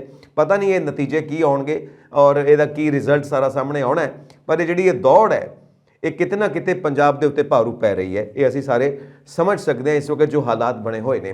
ਹੁਣ ਗੱਲ ਇੱਥੋਂ ਇਹ ਨਿਕਲਦੀ ਆ ਕਿ ਲੋਕ ਕਿਵੇਂ ਐਜੂਕੇਟ ਹੋਣ। ਮੈਂ ਕਈ ਵਾਰ ਸਮਝਦਾ ਕਿ ਅੰਗਰੇਜ਼ਾਂ ਦੀ policy C divide and rule, ਤੇ ਇੱਥੇ ਜਿਹੜੇ ਭਾਰਤ ਦੇ ਆਮ ਤੌਰ ਤੇ ਜਿਹੜੇ ਵੱਡੇ ਰਾਜਨੀਤੀ ਖੇਡਣ ਵਾਲੇ ਨੇ, ਉਹਨਾਂ ਦੀ ਵੀ ਪਾਲਿਸੀ ਇਹੀ ਲੱਗਦੀ ਹੈ, ਡਿਵਾਈਡ ਐਂਡ ਰੂਲ। ਇੱਕ ਚੀਜ਼ ਹੋਰ ਨਾਲ ਜੋੜ ਦਿੱਤੀ, ਐਂਡ ਕੀਪ them illiterate, ਉਹਨਾਂ ਨੂੰ ਐਜੂਕੇਟ ਨਾ ਹੋਣ ਦਿਓ, ਉਹਨਾਂ ਨੂੰ ਸਮਝਦਾਰ ਨਾ ਹੋਣ ਦਿਓ, ਤਾਂ ਕਿ ਉਹ ਤੁਹਾਡੀਆਂ ਚਾਲਾਂ ਨਾ ਸਮਝ ਲੈਣ, ਤੁਹਾਡੀਆਂ ਚਲਾਕੀਆਂ ਨਾ ਸਮਝ ਲੈਣ। ਇਸ ਕਰਕੇ ਪਬਲਿਕ ਨੂੰ ਐਜੂਕੇਟ ਨਹੀਂ ਹੋਣ ਦੇਣਾ, ਕਿਤੇ ਨਾ ਕਿਤੇ ਭਰਮਾ ਕੇ ਰੱਖਣਾ ਹੈ।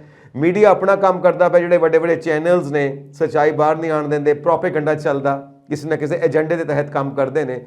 ਠੀਕ ਉਸੇ ਤਰ੍ਹਾਂ ਕਈ ਪ੍ਰਿੰਟਿੰਗ ਜਿਹੜੇ ਮੀਡੀਆ ਵਾਲੇ ਨੇ ਉਹ ਵੀ ਇਦਾਂ ਹੀ ਚੱਲਦੇ ਨੇ। ਕਈ ਥਾਂ ਦੇ ਉੱਤੇ ਜੋ ਸੱਚ ਬੋਲਣ ਵਾਲੇ ਨੇ ਉਹ ਬੈਠੇ ਨੇ, ਪਰ ਫਿਰ ਉਹਨਾਂ ਦੀ ਆਵਾਜ਼ ਕਿਵੇਂ ਦਬਾਉਣੀ ਹੈ ਕਾਨੂੰਨੀ ਤੌਰ ਤੇ, ਉਹ ਵੀ ਸਾਰੇ ਦਾਅ ਖੇਡੇ ਜਾਂਦੇ ਨੇ, ਉਹ ਵੀ ਪੈਂਤੜੇ ਖੇਡੇ ਜਾਂਦੇ ਨੇ, ਔਰ ਉਹਨਾਂ ਦੀ ਆਵਾਜ਼ ਨੂੰ ਵੀ, ਸੱਚ ਦੀ ਆਵਾਜ਼ ਨੂੰ ਵੀ ਦਬਾਉਣ ਦੀ ਕੋਸ਼ਿਸ਼ ਕੀਤੀ ਜਾਂਦੀ ਹੈ। ਸੋ ਇਸ ਸਾਰੇ ਮਾਹੌਲ ਦੇ ਵਿੱਚ ਪਬਲਿਕ ਆਪਣੇ ਆਪ ਨੂੰ ਕਿਵੇਂ ਐਜੂਕੇਟ ਕਰੇ ਤਾਂ ਕਿ ਇਹ ਕੋਝੀਆਂ ਚਾਲਾਂ ਸਮਝ ਸਕਣ, ਰਾਜਨੀਤੀ ਖੇਡਣ ਵਾਲਿਆਂ ਦੀਆਂ ਕੋਝੀਆਂ ਚਾਲਾਂ ਨੂੰ।